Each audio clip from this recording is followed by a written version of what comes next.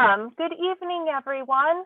Thank you so much for joining us for tonight's live virtual program presented by the Howell Carnegie District Library and the League of Women Voters of the Ann Arbor area, Brighton Howell area Geographical Unit.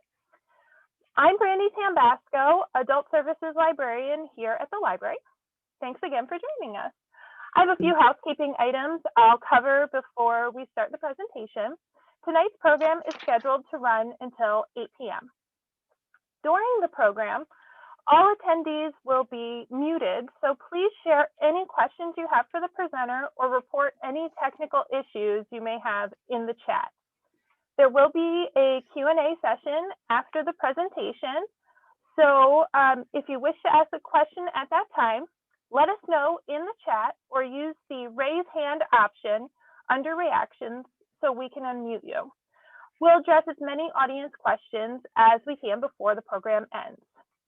This program is being recorded, and the recording will be available on the library's YouTube channel soon after the live virtual program. If you do not want your video in the recording, please make sure your video is turned off, that there is a red slash through the camera icon in the bottom left corner of your Zoom window.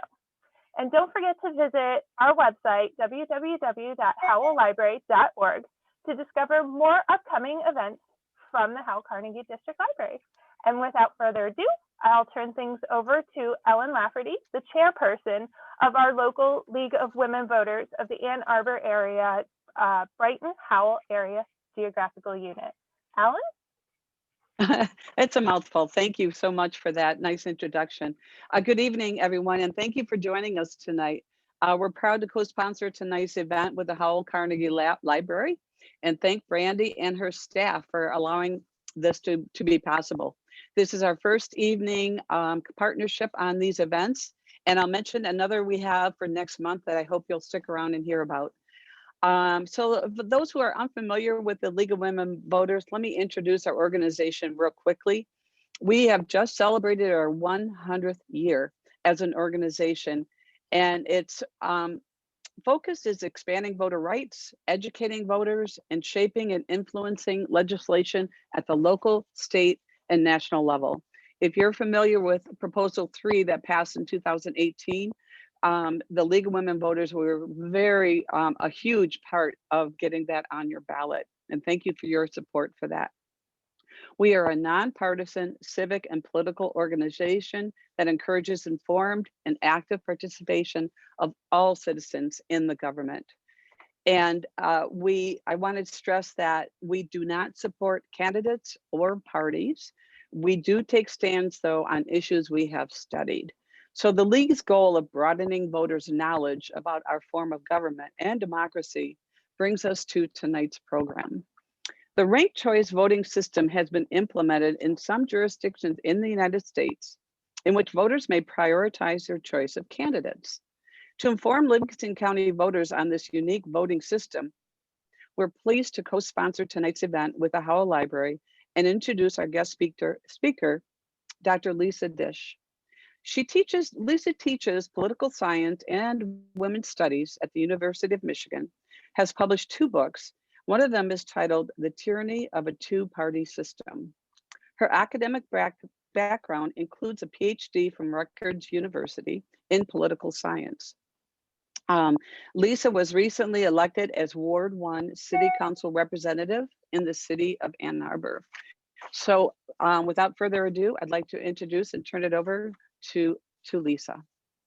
Thank you so much, Ellen. And I'm so glad you mentioned Prop 2 because, boy, that was important. It was important in 2018 and it just skyrocketed in importance in this election. And we are so grateful for that kind of work.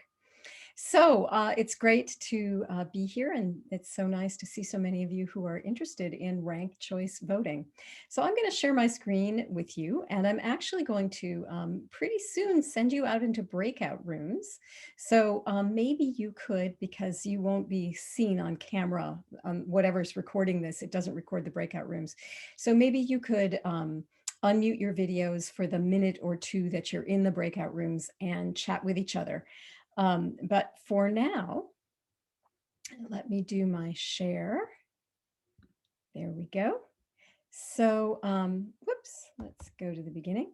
So the title of my talk is Follow Your Political Heart, Ranked Choice Voting and Democracy, because that is what ranked choice voting lets you do. It lets you follow your political heart instead of have to vote the way you feel like you must vote to avoid unpleasant outcomes. So some of you may know that there is a movement to legalize ranked choice voting throughout Michigan. And that, so there is a group called Rank My Vote. The MI is the state of Michigan. And some of the slides that I will show you today, about 10 of the slides that I'm going to show you today, were created by Professor Kevin Deegan-Krause, who is an associate professor of political science at Wayne State. And I'm very grateful to him because he has a great hand with graphics and also a terrific mind for data.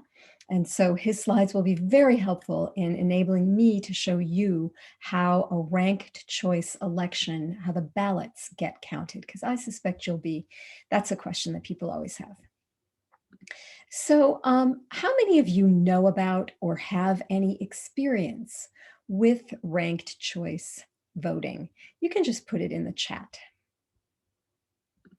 If you know about it, you've heard about it before, you have experience with it, you can just pop it in the chat. So it looks like I'm not seeing any chats. And so either you don't know where to find the chat, or you don't know of or have any experience with ranked choice voting. So that's terrific. So what I'd like to do, I'm going to put you now into breakout rooms for, it says 2 to 3 minutes, but that's a little long. I'm going to maximum 2. And I would like you to work with the people who are in your room and come up with 2 or 3 answers to this question. How does the current US first past the post electoral system fail us?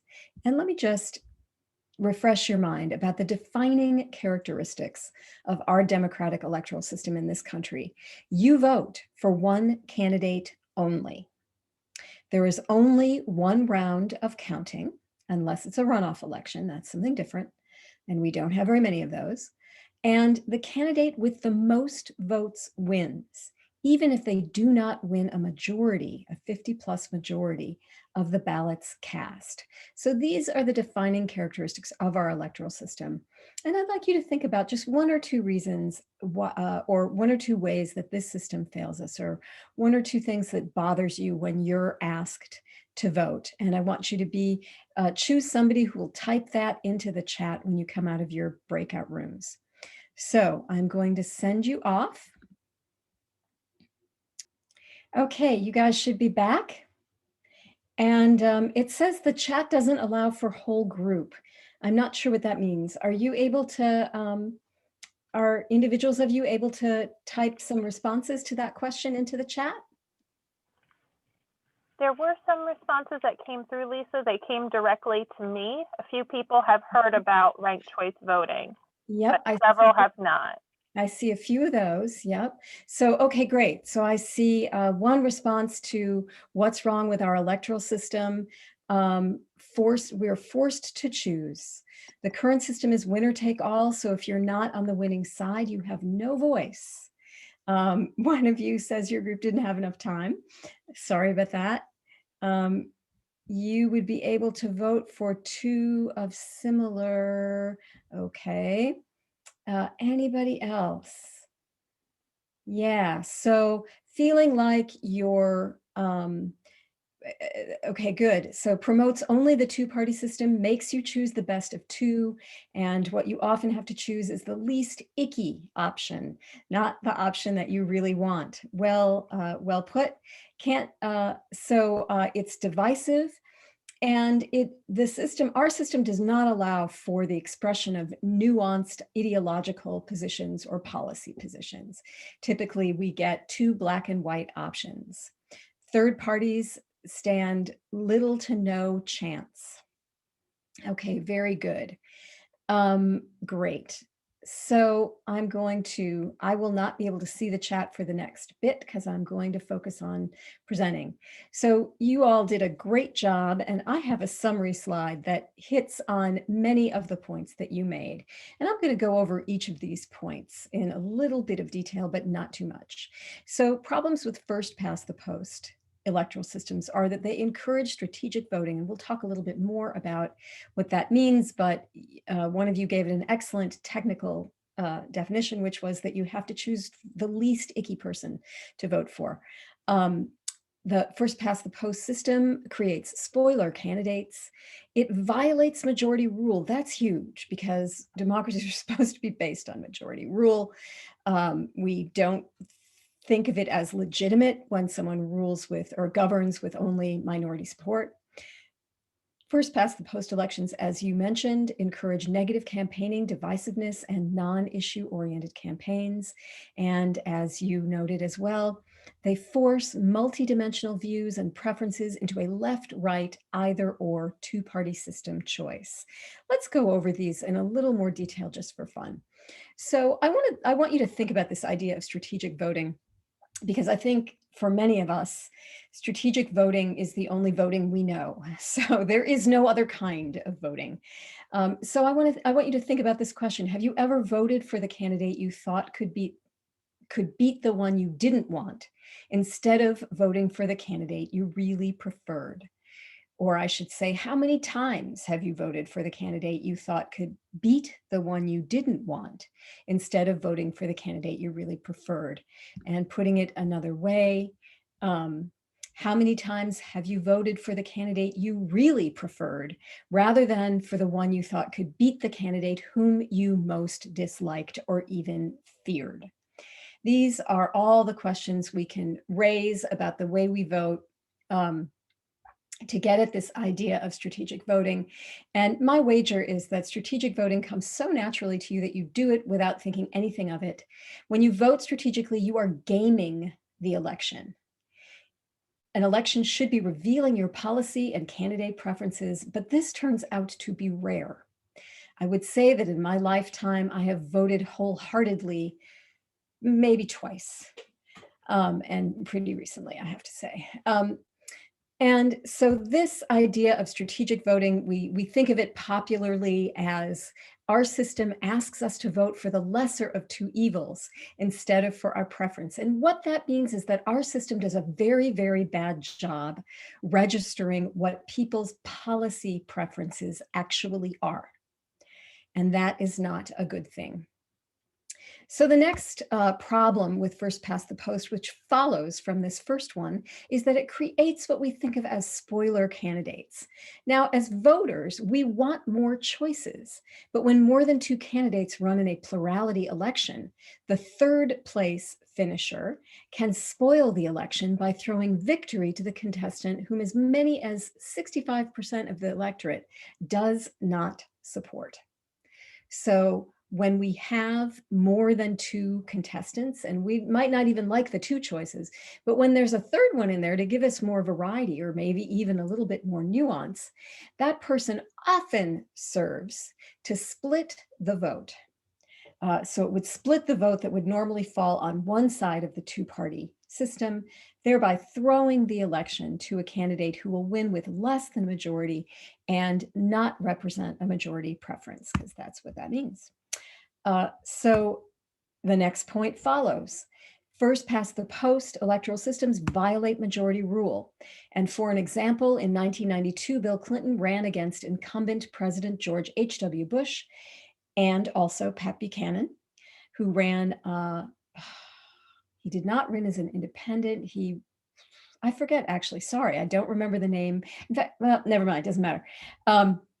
But Pat Buchanan, and Clinton was elected president with 47% of the vote. A majority of the electorate, that means, or is to say, a majority of the electorate voted for someone other than Clinton. It is very hard to govern when you weren't the majority's choice. And you arguably don't have the backing of full legitimacy. You are legitimate because you won a free and fair election, that's for sure. But in terms of what your policy agenda is, there is no guarantee that it reflects what a majority of the people want. Next point, first past the post encourages negative campaigning, divisiveness, and non-issue oriented campaigns. And that's because candidates who do not need a majority of the votes to win have nothing to win by bridge building and focusing on issues, and they have everything to gain by scoring points against their opponents. And they'll do that not by deliberating with their opponents on issues, because often actually when we deliberate on issues, we find more common ground than we might expect. But even if we don't, when we deliberate on issues, we automatically have lifted the level of the discourse in the campaign. And when we want to score points against people, we insult their clothes or their children, or we dredge up silly facts about them from the past that have nothing to do with their competence to be a president or not. And those are the way we score points, because point scoring is the easy game. And this is what first past the post voting pushes us towards. And then finally, we talked about it, and you raised this one, it forces multidimensional views and preferences into a left-right either-or choice. So think about this. Are you a Green New Deal Democrat? Are you a fiscally conservative, socially progressive Republican? Are you a libertarian? If so, what the two-party system comes up with for your electoral choices typically do not serve you very well. And you would probably like to see a third political party that would much more straightforwardly represent your agenda thrown into the mix and even able to win some seats in Congress or something like that. So to sum up, ours is the only democratic electoral system where you cannot express yourself and affect the outcome of an election at the same time. You ought to be able to do both. And this brings us to ranked choice voting. So what is ranked choice voting? A simple definition is that it's a system where voters rank candidates in order of preference instead of choosing only one, even in a race for a single office. And there are two versions of ranked choice voting. One is called IRV, or instant runoff voting, and that's when the candidates are competing for a single seat. Most of our elections are like that. Candidates mostly compete for a single seat. The other version of it is STV, or single transferable vote, and that's where you would have for example, like the system in Cambridge, Massachusetts, they elect their city council as an at-large election. So there are X number of seats on their city council, and they rather than vote by ward, they vote from a list that includes everyone running, and everyone gets to rank a preference for each one of those, whatever it is, 10 seats or something like that. So it is closer to what we think of as a proportional representation system, though it is not proportional representation. But since most of our elections are going to be single seat elections, we're going to focus on the instant runoff voting, the IRV version of RCV. And I'm just going to use RCV and IRV as if they were synonymous. So if I say ranked choice voting or RCV, I'm thinking tonight about IRV, instant runoff voting, just to simplify things. So what is ranked choice voting? Well, you can get an idea from looking at this ballot here. And somewhere here, it's possible that I have a pointer, but it's not there. So annotate. Okay, spotlight. Let's try that. I don't know. I'm not seeing it. Oh, I can scribble. All right. So you see that you can rank up to 6 candidates. And how you do that is you decide, okay, who's my first choice? I think my first choice is going to be Althea Sharp. And who's my second choice? Oh, I think it's Valerie Altman. And who's my third choice? Oh, it's for sure Joe Lee. And I'm getting tired, so I'm not going to rank my whole ballot. And that's a problem, actually, because that means my ballot's not going to survive all the rounds of ranked choice voting, but will just let me slide with just 3 for now. So this is how you would mark a ranked choice ballot. And I would love to get out of this annotation tool. Let me see. Yes. Okay, good. The big question is, how do we count these ballots? That's the big thing that everybody wants to understand because it seems pretty shady. So let's go on to the next slide, how to count it. And here I want to say, whoops, I think I have to have an eraser and clean that up.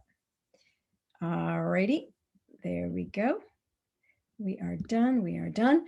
Okay, and here I want to call your attention to the fact that I am borrowing these slides from the wonderful and generous Professor Kevin Deegan-Krause because he shows you how we count a ranked choice ballot. And he is showing you an example from an election in Maine, which uses RCV statewide and also in cities. And this is the 2018 Maine election. So you see here the ballot, and you see that you would have decided who was your first choice. Maybe it's William Hoare. Who was your second choice? Maybe it's Jared Golden. And you see who's your third choice. Maybe it's probably not, actually, if you were interested in Golden. So maybe it's Tiffany Bond. But you see that if you approach this ballot as a Democrat, you can see who the major party candidates are. Bruce Poliquin is the major candidate for the Republican Party, and Jared Golden is the major candidate for the Democratic Party. But perhaps you really like William Hoare because he's got something, he offers something that neither of the two major parties do.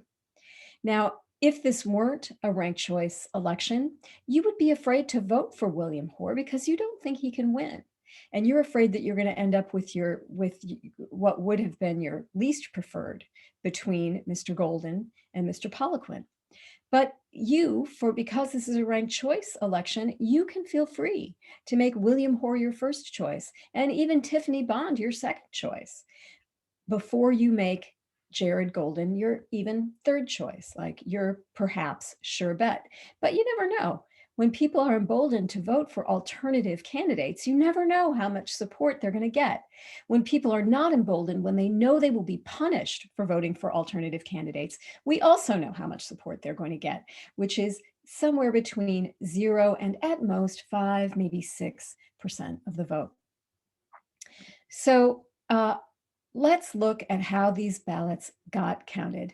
Now, as you can see, in the first tally, nobody got a majority. The majority line is this white line out here, 50% plus 1, and neither of the two major party candidates achieved a majority.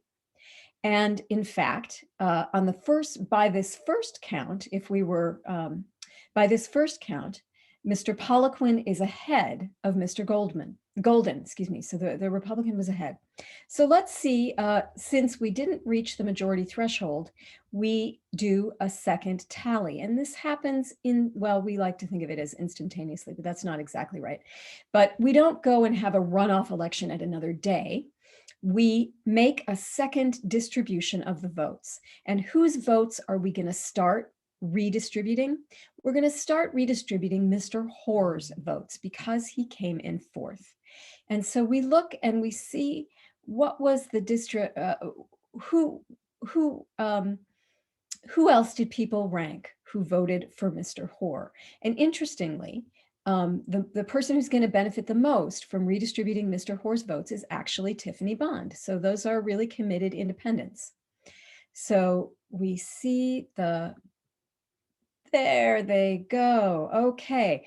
But look, we still do not have a majority. We don't have a majority winner. And in fact, the place of the two front runners didn't really change very much because Mr. Hoare's votes went largely to Tiffany Bond, who still has no chance of winning. So we are going to redistribute her votes on the second tally. And you can see that Tiffany Bond supporters, more of them voted for Mr. Golden than voted for Mr. Poliquin. And so that means that Tiffany Bond's votes are going to go out there, and we are going to have Jared Golden as the winner. Now, if you are a litigious person and you are Bruce Poliquin's campaign manager, you might want to say that Jared Golden won in an illegitimate way, because Bruce Poliquin was out in front until Tiffany Bond's votes got redistributed. And if you're Bruce Poliquin, you might be feeling that that's unfair. But there is another way to look at this, and that is that Jared Golden did a better job coalition building with Tiffany Bond and Will Hoare's supporters than Mr. Poliquin did. So maybe Jared Golden ran a less divisive campaign. Maybe Jared Golden explicitly appealed to Tiffany Bond supporters. Maybe Jared Golden agreed with Tiffany Bond on some of the issues that she was bringing into the campaign. And maybe he promised that he would take on some of her priorities. And so Jared Golden, rather than campaigning against Ms. Bond, Mr. Hoare, and Mr. Poliquin, campaigned for Ms. Bond's supporters, hoping that they would make him their second or third choice. And that is how he won. So he built a broader coalition. So though it looks a little bit odd when in the end you get, this is what I think political scientists call a leapfrog, you get someone who was behind coming out ahead of the front runner. People feel a little weird about that, but it's not necessarily a bad thing in a ranked choice vote election. All right, so we're going to move on. Back to our problems. Which problems does ranked choice vote solve? Just coincidentally, it solves all of the problems that I put on the problem slide. If there were other problems, I left them off. So rather than encourage strategic voting, ranked choice voting lets you vote your heart without cost. Because if there is no majority winner on the first round, your second choice, and you voted for someone who didn't prevail, who didn't come out in among the top ranks of candidates, your second choice will be activated. So because you voted, the fact that you voted for someone you really wanted, but who really didn't have a chance of winning, did not punish you. Similarly, in a ranked choice vote, there's no spoiler. Since you need a majority of the vote to win, the more candidates there are, the more likely it is that the election will go into multiple rounds.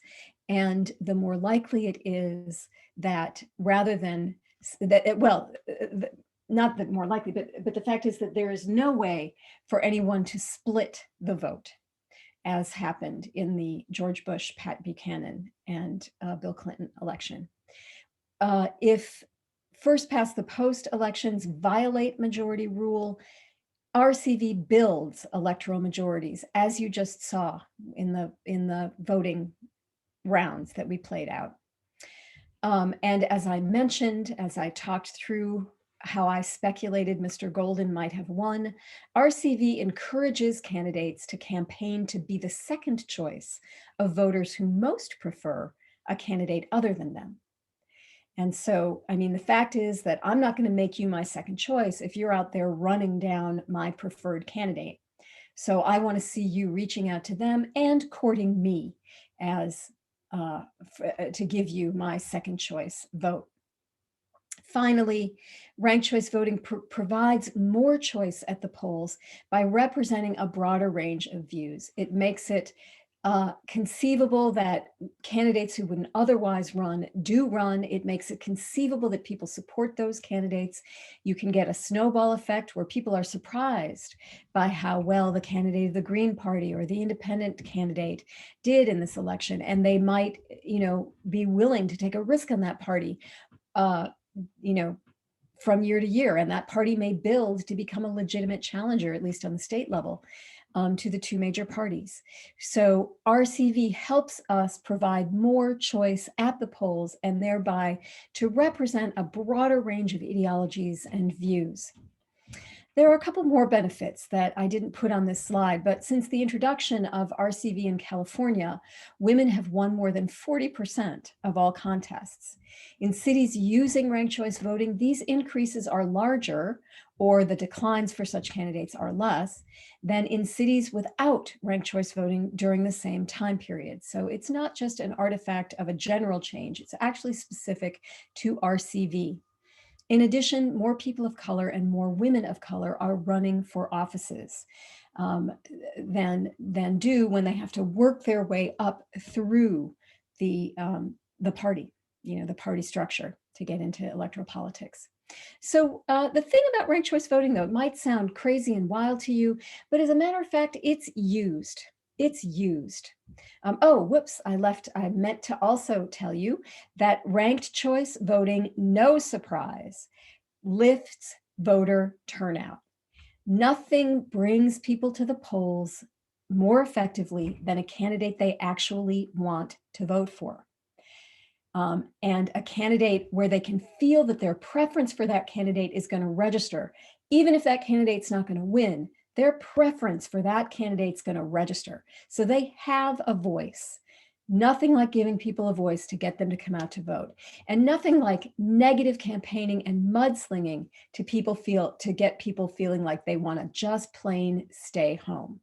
So RCV does boost voter turnout as we would expect it to. So I mentioned that it's actually used, and you can see that states have used it to determine, political parties in states have used it to determine the outcome of presidential primaries. So Kansas is the one that's gotten a lot of attention, but as you see, Nevada did so as well. And I think that's Montana, but I went to a kind of experimental elementary school and we didn't actually do geography. So ranked choice voting is used for primaries and special elections in these states. And you might wonder, what are all those southern states using ranked choice voting for primaries and special elections? They use it on military ballots.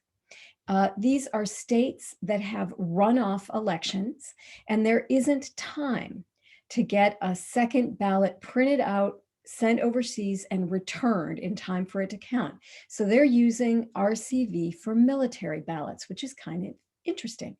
RCV has been used in statewide and presidential primaries in these states, in these purple states. There's Tennessee, good for you, experimenting Tennessee. It's used in party elections in Texas, and it's been enacted to be used in local elections. I don't know if this is up to date with all of those, but okay, we're going to go on and show you where it is. Oops, we're not going to jump ahead. The Zoom thing makes it a little tricky because I have the people lined up alongside my screen. So Portland has had it since 2010, but Portland just recently voted to expand it. And 71% of voters in Portland, or no, 81% of voters in Portland, Maine, who have been working with ranked choice voting said, yes, we want more of it. You can see here that Boulder, Colorado, in just 2020, 78% of voters in Boulder, Colorado said, yes, we want to try ranked choice voting. Minneapolis and St. Paul have had it for quite a while. Almost 15 years in Minneapolis, about 11 years in St. Paul. They're very progressive up there. No big surprise. Ann Arbor had it in 1975 and then repealed it. And you know why? Because it worked the way it was supposed to. It enabled a coalition between the Democratic Party and the Human Rights Party to defeat a Republican in 1975. And it landed Ann Arbor with its first and only Black mayor. So we should think about bringing it back. And indeed, we want to. I'm not going to go over this in detail. I just wanted you to see how many places use it in the US. It's used internationally as well, but I'm not going to dwell on that because I think we should get to the questions, which will be, or question and answer, which will be lots more fun than keeping on looking at slides. So yes, we would like to see ranked choice voting come to Michigan. And given that given that Professor Deegan Krause, who made these slides for Rank My Vote, allowed me to use his slides, I wanted to give you just a little bit of information about Rank My Vote and what they're doing. So they are right now in a phase where they are working with cities, working with parties, and working with voters to educate and stir up interest in ranked choice voting.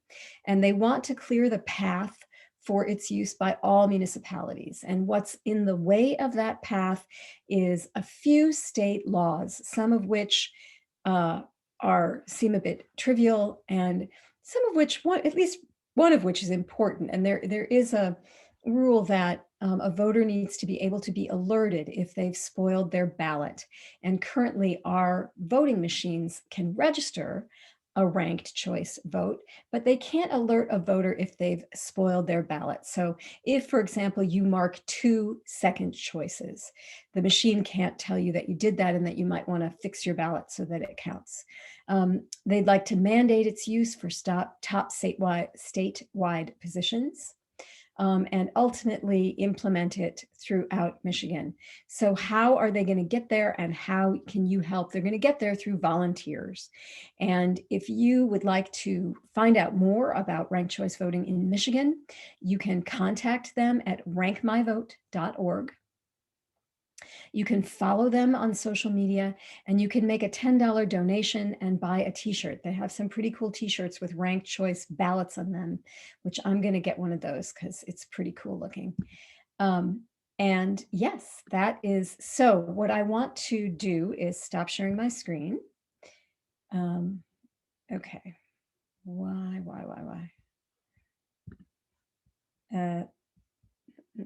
Hold on one second.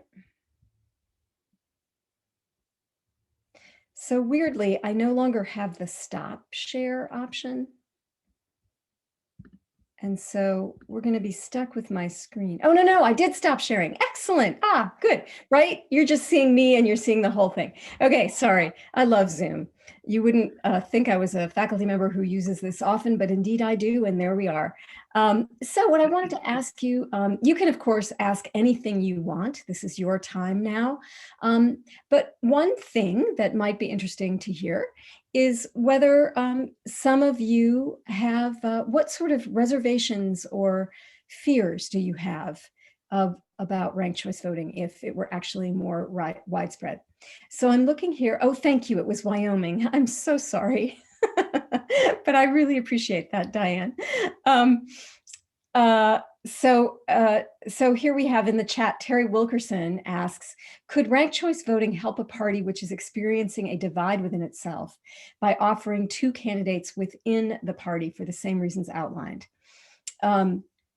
Yes, in fact, ranked choice voting would be incredibly useful for a party that's going through a transition. If you used, for example, ranked choice voting at the level of the primary, that would, and presumably you would have multiple, we're having enormous primary, I mean, for presidential primaries, we're having enormous primaries, but you might have, at the level of a governor's race, which are of course incredibly important, you might have multiple candidates. And that is exactly how ranked choice voting would function.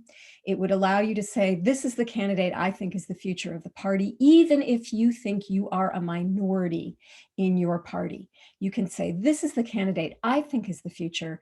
Either you get a big surprise and more people thought that than you knew, And when you guys weren't trying to game the system, but you voted straightforwardly for your preference, it turned out there was lots more support for that person, or your preference gets registered and then you get to, make as your second choice someone who you think has a chance of prevailing in the general election. So yeah, ranked choice voting would be really, really useful for a party in a time of transition.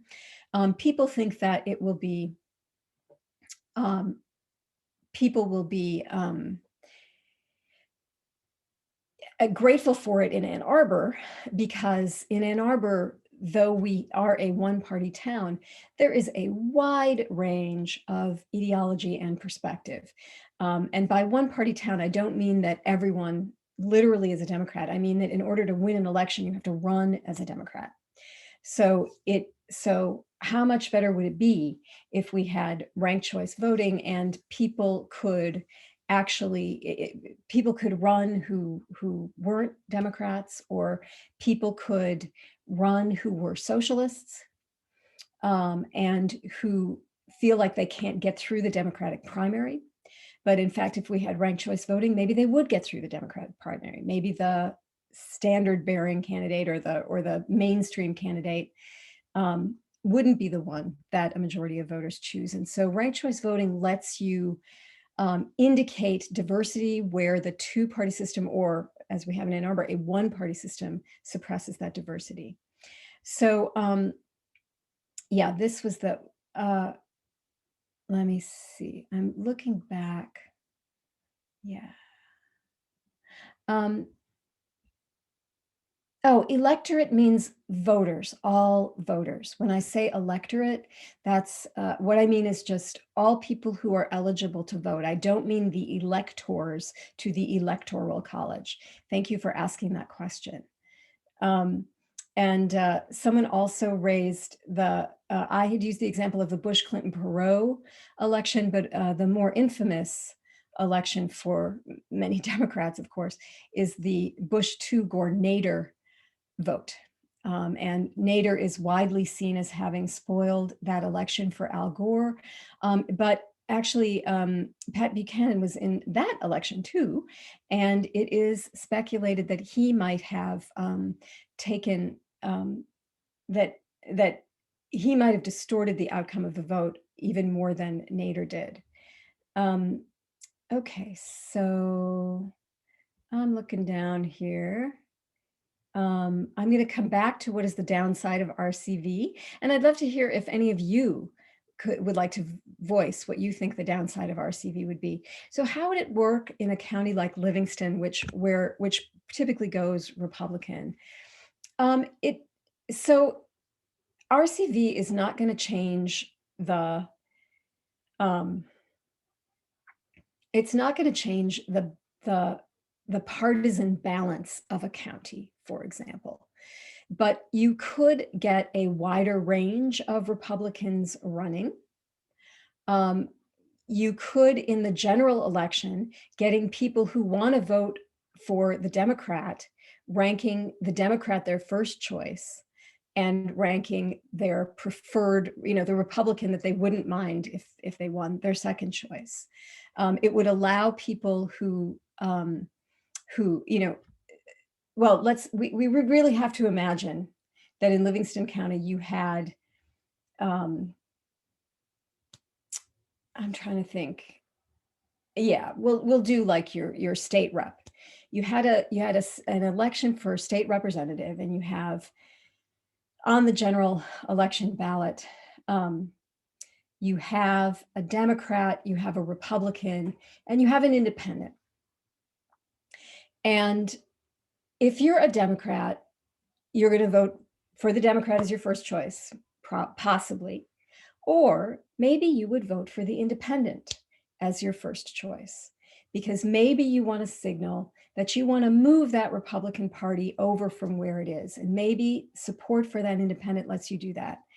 Or maybe, maybe you just vote for the Democrat first and the independent second and the Republican third.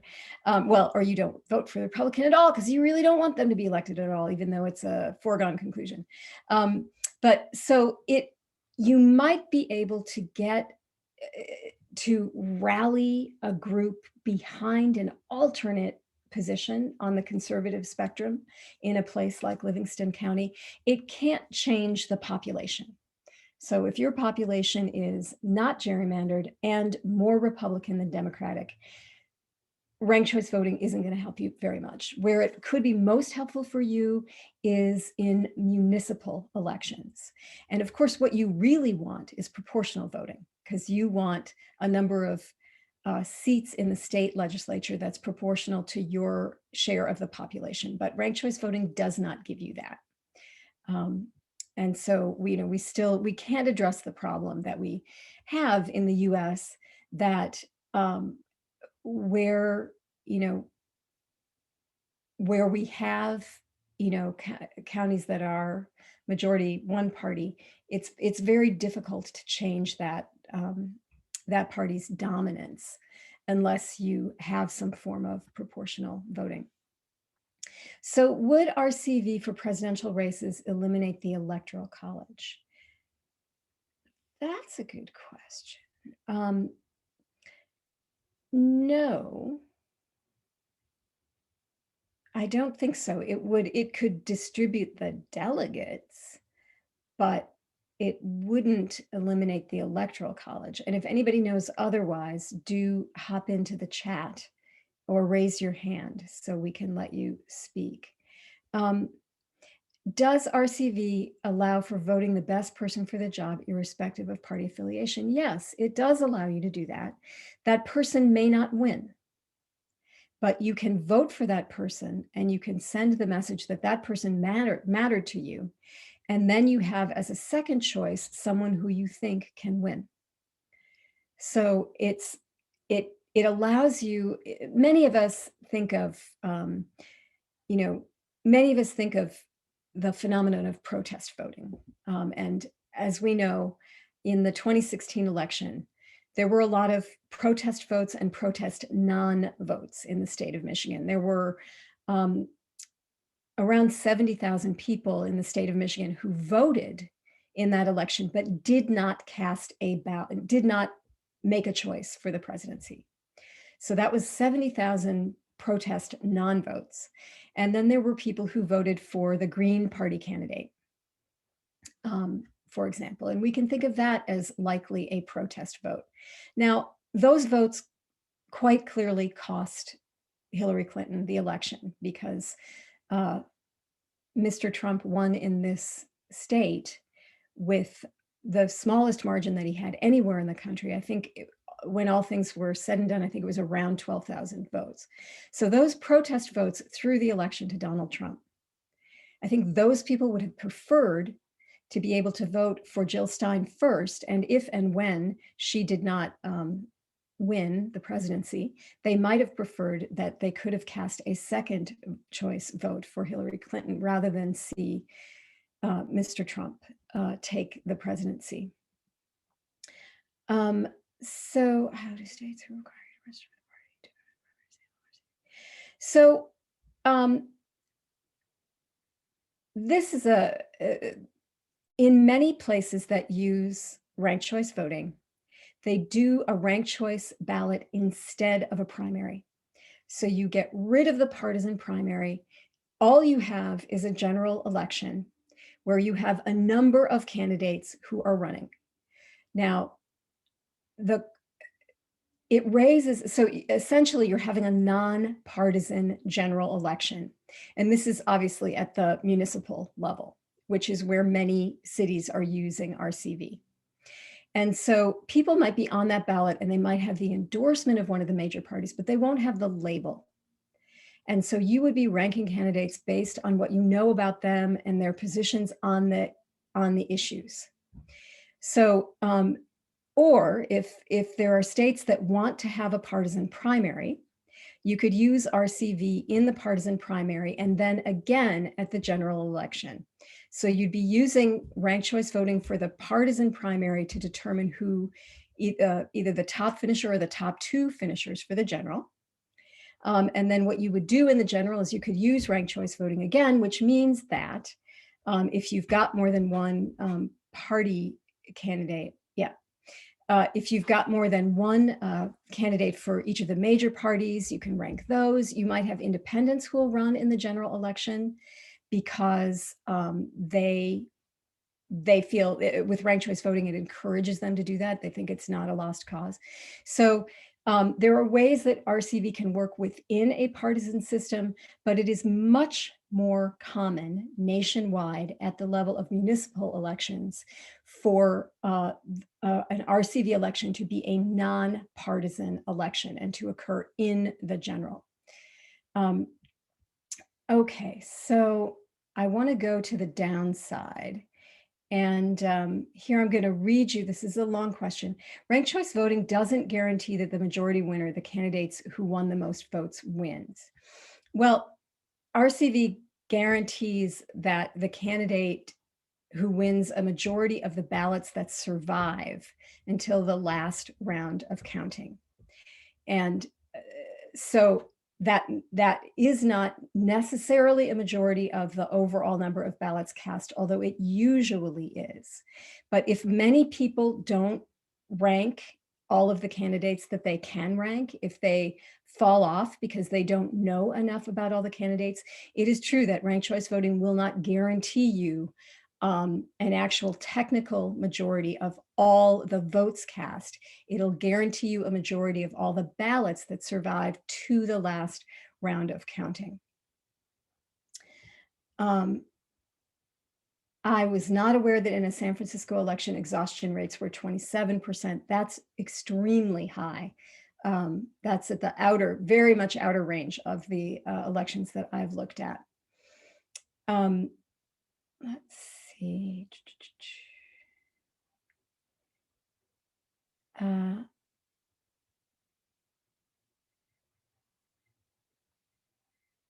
So the other question here is, how well studied is the way RCV works in theory versus practice? And the question here is that in practice, where RCV is used, it elects the first choice winner 90% of the time.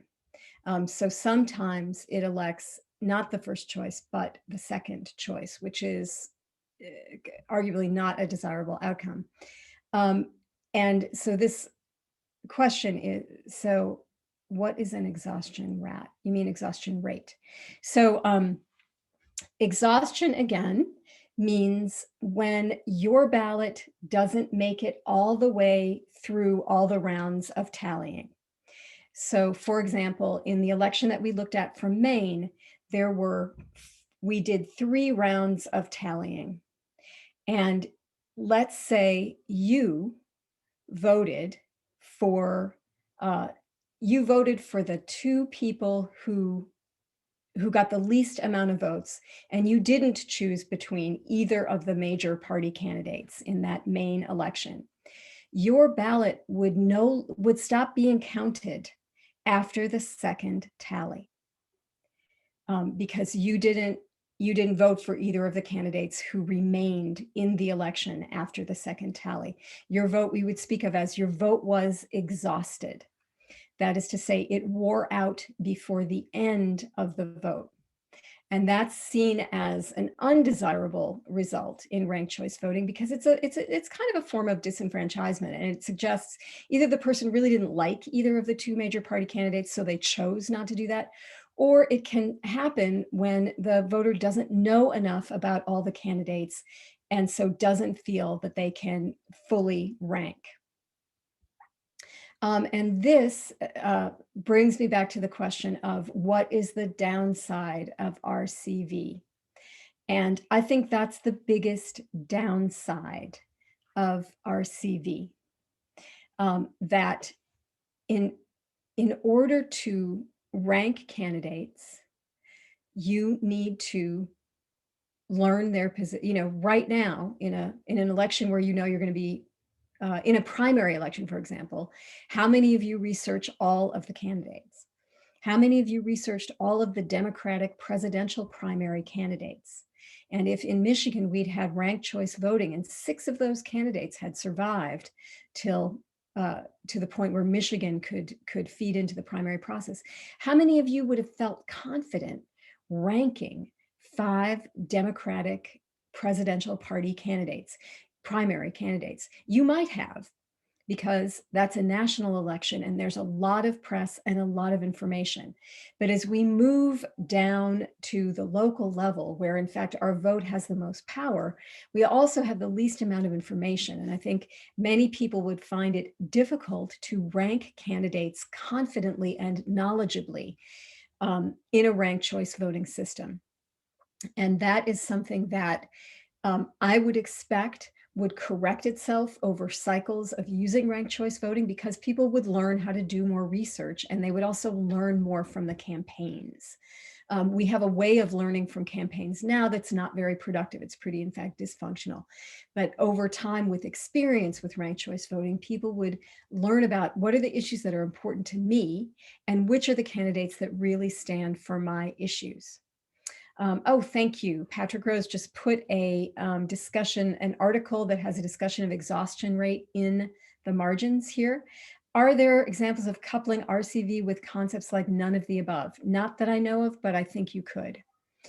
And who supervises the ranking count? Is it easily manipulated? I don't think it's any easier to manipulate it than it is to manipulate any other kind of count, because it is done mathematically and mechanically. So it essentially there's a, you have to send, it cannot be done in single precincts. It has to be done in the entire city. For example, if it's a municipal election, you have to get the whole city because you're redistributing votes, right? And it's done, there's like some sort of computer program that would do it, just like, it just can't, it isn't done right in the act of voting, because you have to do a mathematical operation to these rankings to redistribute the votes correctly. But you do it by a formula. They did it in East Point. It worked perfectly fine. East Point in 2019. I suppose there are always concerns the more steps you add into a process. And, we feel pretty confident when the counting is done on site in the precinct on election night or the next day. We feel more nervous the more things have to get transferred over from one format into another. So yeah, there are reasonable concerns, but I think it's not, I don't think it's a huge issue. I have not looked at approval voting, but we are at time. And so I will turn it over to our host to say thank you to you all. And you are welcome to contact me with any questions you have. I am typing my email into here. I want to thank everybody for coming tonight, and especially Professor Disch for this educational opportunity on a oftentimes considered a confusing topic. And you've clarified quite a few things for us tonight. We appreciate that. I just wanted to mention, we talked about this before we started the meeting, New York City's mayoral race is going to be ranked choice voting. And you've been watching the news, candidates are coming out of the woodwork.